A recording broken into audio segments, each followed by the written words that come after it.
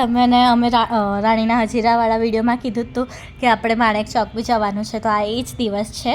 અમે ખાલી માણેક ચોકનો અલગથી વિડીયો લીધો છે. તો અમે તો ત્યાં જઈને 8 વાગ્યાના ઊભા થઈ ગયા હતા, અને આ વરસાદને કારણે હજુ તો માર્કેટ લાગતો જ હતો, એટલે અડધો કલાક મિનિમમ અમે ઊભા રહ્યા ત્યાં. અને પછી અમે જોયું કે કઈ રીતે બધી લારીઓ લાગે છે, અને બધું જ ફૂડ જે બની રહ્યું તો અમારી સામે બધાનો વિડીયો લીધો. મેઇન તો પાવભાજી, રગડા પેટીસ જે રીતે બનાવી રહ્યા હતા ને, બહુ ભાઈ પાણી આવી જાય મોઢામાં. અને આ લોકોએ તો, મારો તો શ્રાવણ મહિનો હતો એટલે મારે તો એક જ વાર બેસીને ખાવાનું હતું, એટલે મેં તો પાવભાજી જ ખાધી. પણ આ લોકોએ તો આ સેવ પૂરી, પાણીપુરી બી ખાધી હતી, એટલે આગળ આ લોકોના રિએક્શન આવશે જ, કેમ કે અમારો શ્રાવણ મહિનો તો આજથી ચાલુ થયો ગાઈસ. હા, એટલે ત્યાં સુધી આ લોકો બેઠા હતા ને ત્યાં સુધી આ વિડીયો અમે લઈ લીધો કે કેવી રીતે અંકલ બનાવી રહ્યા છે. ને ભાઈ કળા છે આ બી એક પ્રકારની. જો ઓવર પ્રાઇસ તો છે, પણ માણેક ચોકમાં ખાવાની મજા જ અલગ છે. અને તમે અમદાવાદ આવ્યા અને માણેક ચોક ના ગયા તો પછી કાંઈ વાત જ નથી. એટલે ભલે વન્સ ઇન અ વાઇલ થોડુંક મોંઘું બી ખાઈ લેવાનું ગાઈસ, એમાં કંઈ અને ટેસ્ટ એ જ્યારે આવશે ને તમને ત્યારે મોંઘું બધું ઠીક લાગશે. આ જો આ લોકોના હવે રિએક્શન્સ જોજો તમે ગાઈસ. હું આ લોકોને ફિલ્મ કરતી હતી. મને તો સેવ પૂરી મતલબ પર્સનલી જ નહીં પસંદ, તો બી મેં ટ્રાય કરી, પણ બહુ મસ્ત હતી ભાઈ. કેમ કે મારાથી આમ રેવાઈ જતું રહ્યું.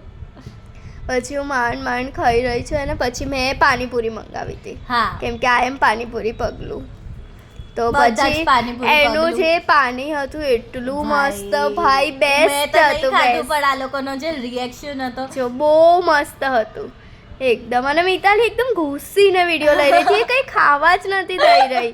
ભાઈ મારી ઓડિયન્સ માટે બધું જ કેપ્ચર થવું જોઈએ, એક બીટે છૂટવી ના જોઈએ. એ જ. પછી આગળ બધી પાણીપુરીઓનો લારીઓ હતી, અમે જે દુકાન જેવું હતું ને ત્યાંથી ખાધી હતી. હવે ભાજી પાવ વાળા આયા તો ત્યાં બી એ લોકો ભાજી પાવ બનતા હતા ને, ત્યાં જ અમે પેલું શું કહેવાય વિડીયો લેવાની શરૂઆત કરી. અને બધે આવી રીતે જ બને છે. ત્યાંના અંકલ કે બહુ સ્વીટ હતા, તો કે આ અમારા જૂના દાદા છે, આમને વાયરલ કરી દેજો બેટા. અને તમે પછી અહીંયા પાછું લખશો કે હાઇજીન, તો એ તો છે ને ક્યાંય નથી. આ હાઇજીન જ છે, અંકલના હેન્ડ્સ ક્લીન જ હતા. ને પાવભાજી આવી રીતે જ બને. તમારા ઘરમાં બી બનતી હશે ને તો પહેલા તો આવી રીતે જ સ્મેશ કરવું પડે. આલુ પરોઠા ને આવી રીતે જ બને, એટલે કોઈ એમાં એવું નહીં કે.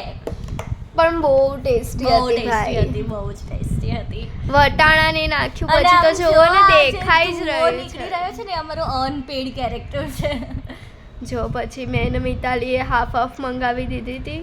અને આમ બટરમાં તરબોળ જે ભાજી આવી હતી, આહા. અને આમનું કચુંબર ને આજે ચટણી ને ગાઈસ અને એના પાવ બી એટલા તાજા ફીલ થાય ને, પડી રહેલું કઈ ના હોય, કેમ કે લઈને આવે જ બનાવે. ગોટાલા ઢોસા બી મંગાયો તો ભાઈ, એ બી બહુ મસ્ત હતો.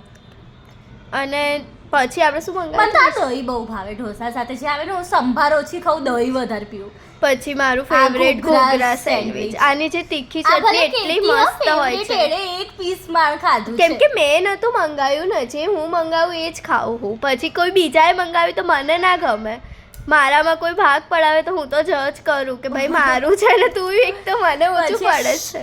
પછી આ પાઇનેપલ આ તો મને બિલકુલ નથી ભાઈ. સારું હતું ગાઈઝ, મને તો ગમ્યું હતું. મને તો ખાઈ જ નતું, એટલે એના રિએક્શન પર તમે ના જતા. આને ખાયું જ નતું. ના, મને તો નતું ગમ્યું. અને આ જામુન શોર્ટ્સ ગમ્યું ના ગમ્યું કોઈ ક્યારે કહી શકે, જ્યારે એને ચાખ્યું હોય. બેને ચાખ્યું જ નથી, એટલે એના ઉપર ના જતા.